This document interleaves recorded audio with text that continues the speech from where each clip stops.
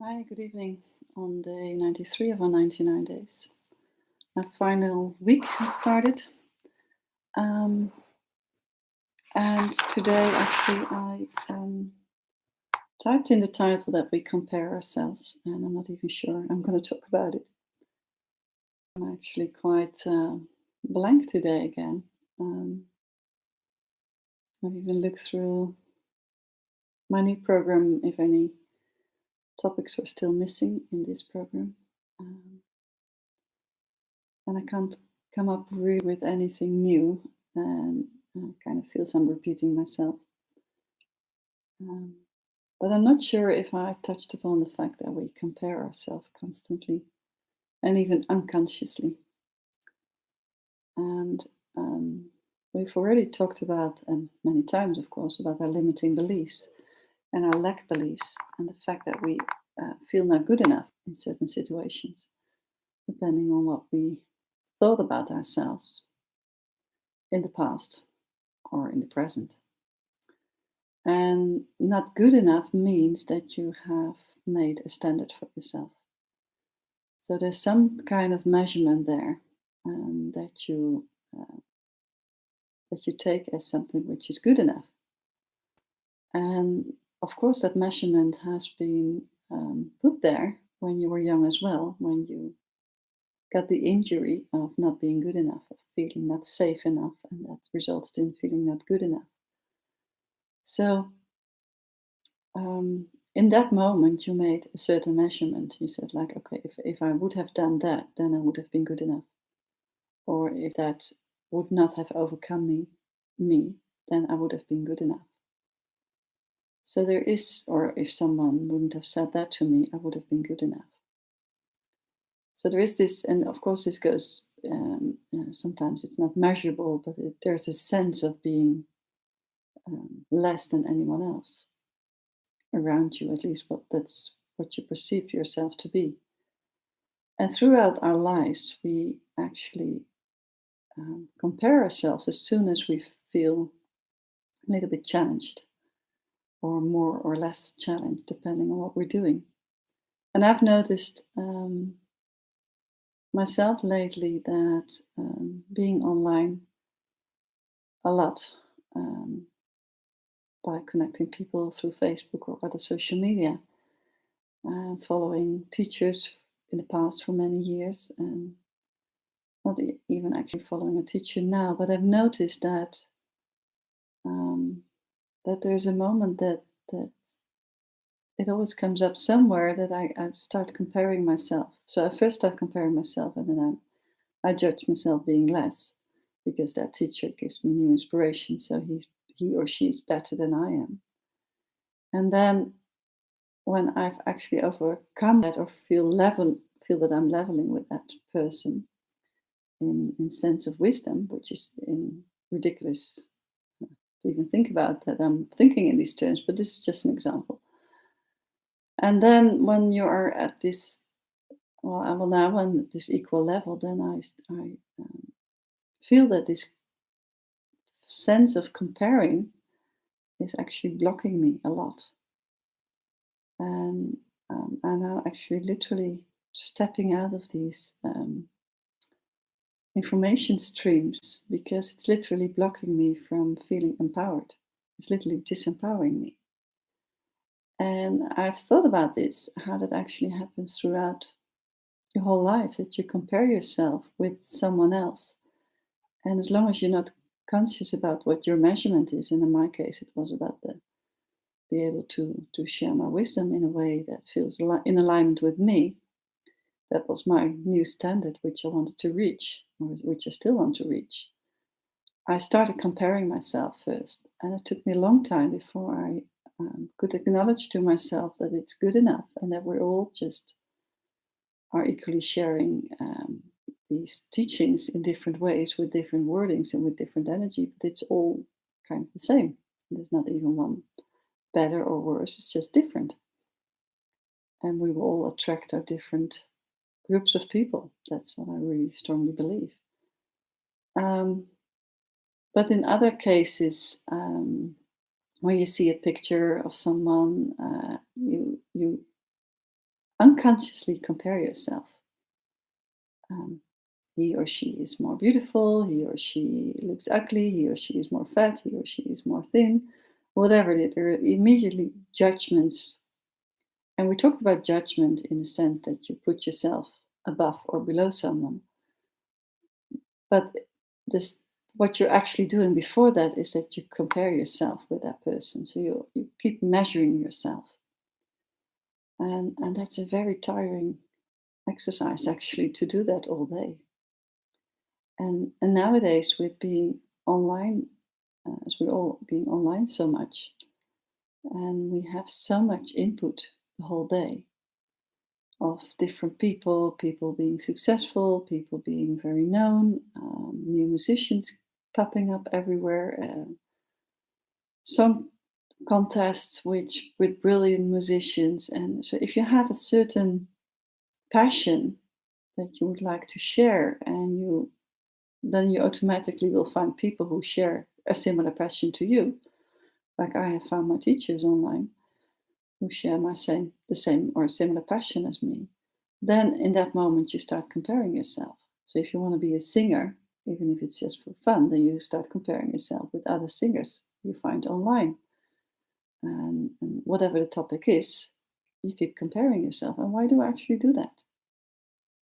We can only do that if we feel that there is some kind of measurement to say that one person is better than the other. But who's deciding that?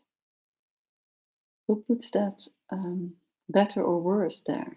You're the only one doing that. No one else is doing that. The only thing you could say that one gets more popular than the other person, so that might be a measurement. But even that is influenced by so many different aspects of how that person is showing up. And luck plays perhaps a role there, or network, or um,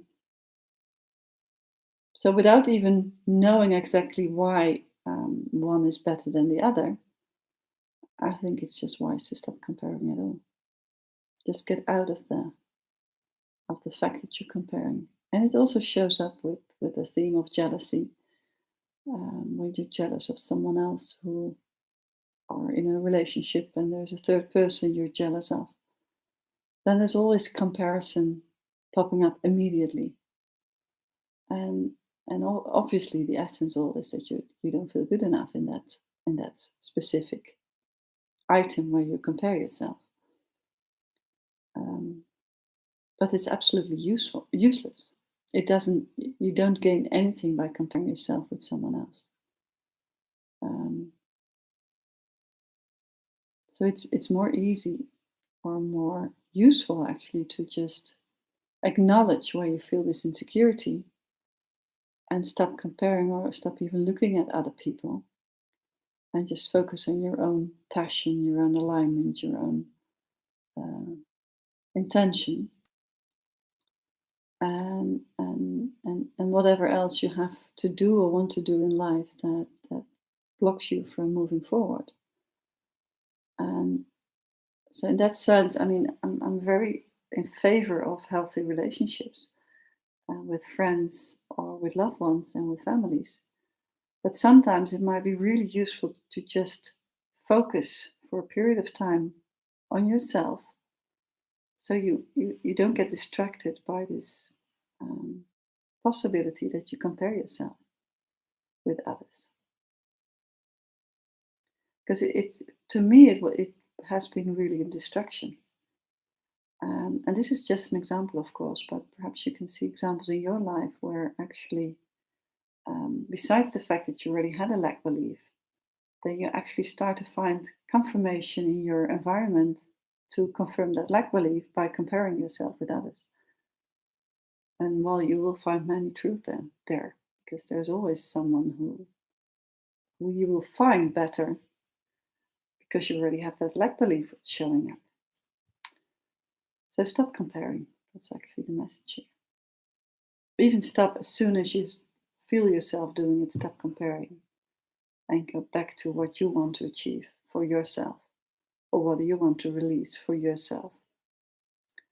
And don't even try to memorize or regain memories of what happened in the past, why things have happened or not. It's now irrelevant. The only relevance right now is if there is an emotion coming up that needs to be seen, that needs to be expressed, and then express that in such a way that you don't hurt anyone else. And so you get it released as soon as possible. But the comparison creates the stories and confirms the stories and repeats the stories again and again. And your system actually doesn't know the difference between something that's happening now in the moment as a painful experience and something that happened in the past, because the thought about it is the same. So your old limiting belief that comes back up again because you are comparing yourself gives the same tension again and again as long as you keep comparing yourself.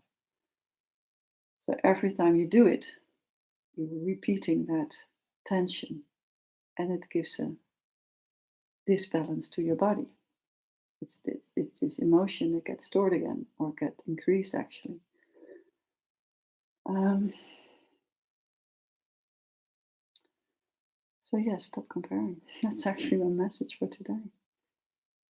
And I also just posted actually 2 lines. One I already expressed yesterday to do the exercise. My belief believes, and I added the second one. If I wouldn't, how did the exact? Sorry, check the exact one.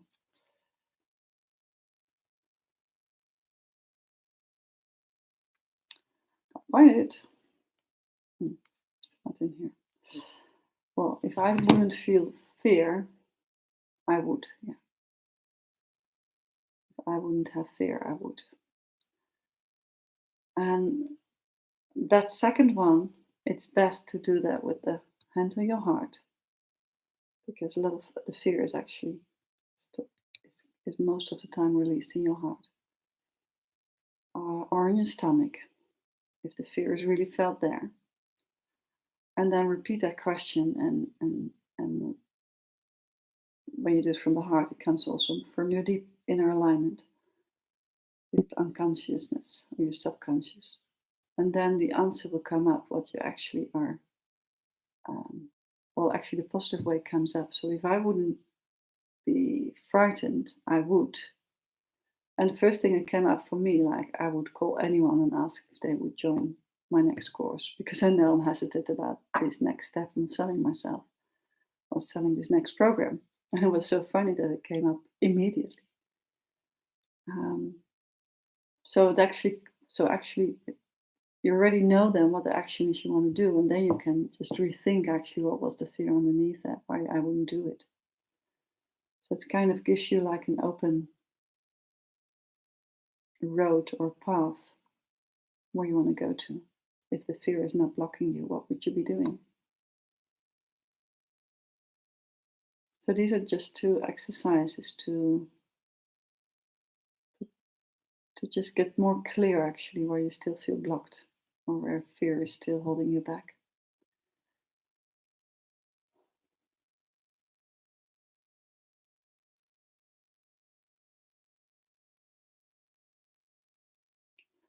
And tomorrow I would like to, I already mentioned Psyche as a training course I did, to actually talk with your unconscious and to feel where emotions are blocked, and you can test yourself with a tension test, and it says a yes, a confirm, or a no, and you can measure that base point. And in the beginning, it's quite difficult because your mind interferes a lot with it. But Mercedes just sent me a beautiful video on emotion, and um, there actually this technique came up again, and I just suddenly remembered, oh, you have to do that with you. And I tested it very rapidly with myself, how you can so easily um, get clear where your emotions are still blocked and need release. And then I even saw a nice exercise to release that emotion. So I'm just saying this out loud, so I hope that I will remember myself tomorrow to do this. And I'll dive in my old course to find the exact wording and technique. Well, no, the technique, the exact wording that might be helpful with it. So yes, and for the rest, well, please share if you have more questions coming up for the next 6 days or so, 6 sessions, and or at least one I will do tomorrow about this releasing these subconscious emotions that are still there. And well, I have another few days to share things that might be on your mind still. Okay, well, that's it for today. That's it for now. Another short session, and I'll talk to you again tomorrow. Okay, bye.